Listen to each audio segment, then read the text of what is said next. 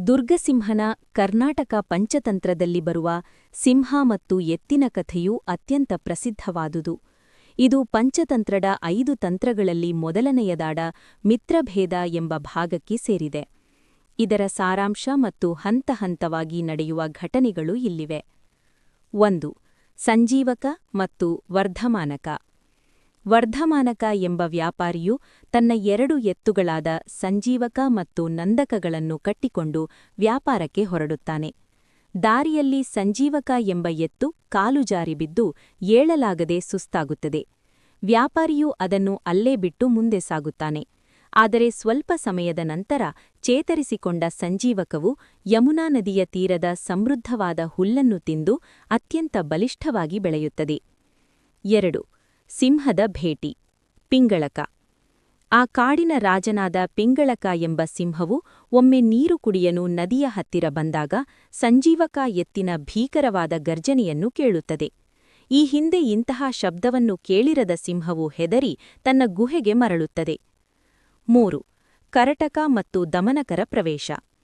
ಸಿಂಹದ ಮಂತ್ರಿಗಳಾದ ಕರಟಕ ಮತ್ತು ದಮನಕ ಎಂಬ 2 ನರಿಗಳು ಸಿಂಹದ ಭಯವನ್ನು ಗಮನಿಸುತ್ತವೆ. ಚತುರನಾದ ದಮನಕನು ಸಿಂಹದ ಬಳಿ ಹೋಗಿ ಅದರ ಭಯಕ್ಕೆ ಕಾರಣವೇನು ಎಂದು ಕೇಳುತ್ತಾನೆ. ಸಿಂಹವು ಆ ವಿಚಿತ್ರ ಶಬ್ದದ ಬಗ್ಗೆ ವಿವರಿಸುತ್ತದೆ. ದಮನಕನು ಧೈರ್ಯದಿಂದ ಹೋಗಿ ಆ ಶಬ್ದ ಮಾಡುತ್ತಿರುವುದು ಕೇವಲ ಒಂದು ಎತ್ತು, ಅಂದರೆ ಸಂಜೀವಕ ಎಂದು ಪತ್ತೆಹಚ್ಚಿ ಅದನ್ನು ಸಿಂಹದ ಬಳಿಗೆ ಕರೆತರುತ್ತಾನೆ. 4. ಸ್ನೇಹ ಮತ್ತು ಮತ್ಸರ. ಸಿಂಹ ಮತ್ತು ಎತ್ತಿನ ನಡುವೆ ಗಾಢವಾದ ಸ್ನೇಹ ಬೆಳೆಯುತ್ತದೆ. ಸಿಂಹವು ಬೇಟೆಯಾಡುವುದನ್ನೇ ಮರೆತು ಸದಾ ಸಂಜೀವಕನ ಜೊತೆ ಕಾಲ ಕಳೆಯತೊಡಗುತ್ತದೆ.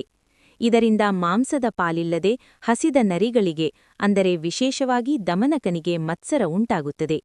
ಈ ಸ್ನೇಹವನ್ನು ಹೇಗಾದರೂ ಮಾಡಿ ಮುರಿಯಬೇಕೆಂದು ದಮನಕನು ಸಂಚು ರೂಪಿಸುತ್ತಾನೆ. 5. ಮಿತ್ರಭೇದ. ಸಂಚು. ದಮನಕನು ಮೊದಲು ಸಿಂಹದ ಬಳಿ ಹೋಗಿ ಸಂಜೀವಕನು ನಿನ್ನನ್ನು ಕೊಂದು ತಾನೇ ಕಾಡಿನ ರಾಜನಾಗಲು ಬಯಸುತ್ತಿದ್ದಾನೆ ಎಂದು ಸುಳ್ಳು ಹೇಳುತ್ತಾನೆ. ನಂತರ ಸಂಜೀವಕನ ಬಳಿ ಹೋಗಿ ಸಿಂಹವು ನಿನ್ನನ್ನು ಕೊಂದು ತನ್ನ ಮಂತ್ರಿಗಳಿಗೆ ಉಣಬಡಿಸಲು ನಿರ್ಧರಿಸಿದೆ ಎಂದು ನಂಬಿಸುತ್ತಾನೆ. ಇಬ್ಬರ ನಡುವೆ ಅನುಮಾನದ ಬೀಜ ಬಿತ್ತುತ್ತಾನೆ. 6. ದುರಂತ ಅಂತ್ಯ.